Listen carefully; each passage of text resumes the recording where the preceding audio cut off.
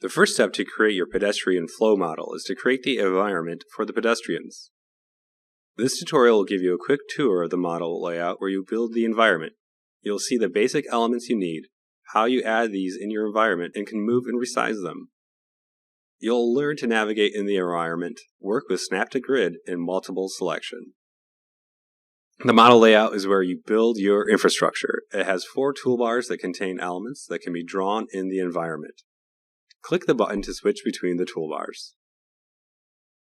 On each of these toolbars, the first 3 buttons are used to switch between the different drawing modes: pan, select, and move. The other buttons are used to add elements either to build the infrastructure or to control where agents stay or influence their routes. When you start a new model, a rectangular height layer element is already drawn in the model layout. In the layout, you see a 2D top view of the model. The height layer element bounds the area where agents can walk. On the Draw toolbar, you'll find the obstacle element. Obstacles can be drawn on a height layer to create areas where agents cannot walk. After selecting an element in the toolbar, a collection of possible shapes become visible, also called primitives. The obstacles have several primitives. The stair element only has 2 primitives.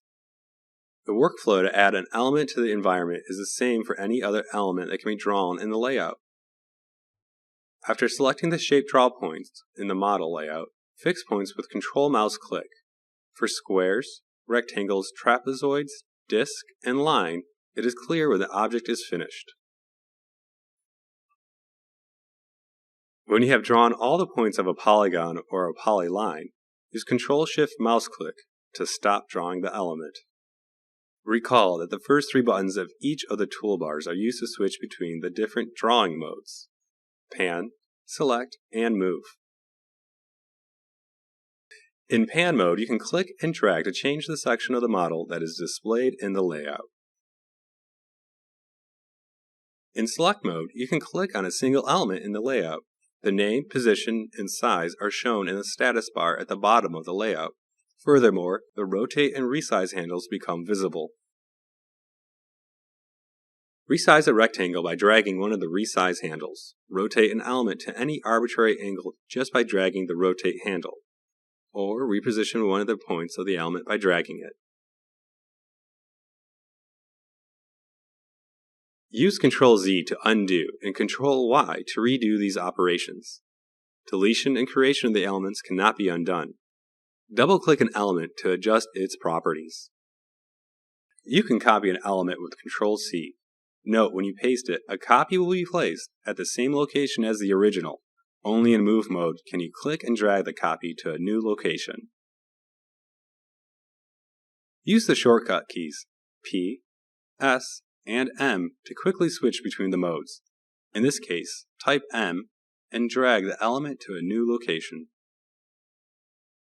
You can also select multiple elements and move or rotate all at once.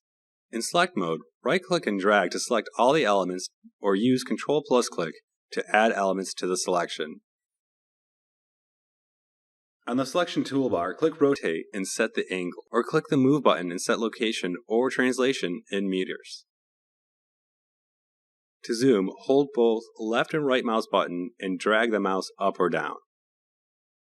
By default, Snap to Grid is turned on. From the View toolbar, you can change the grid size. With a grid size of 1 meter, you can clearly see the grid.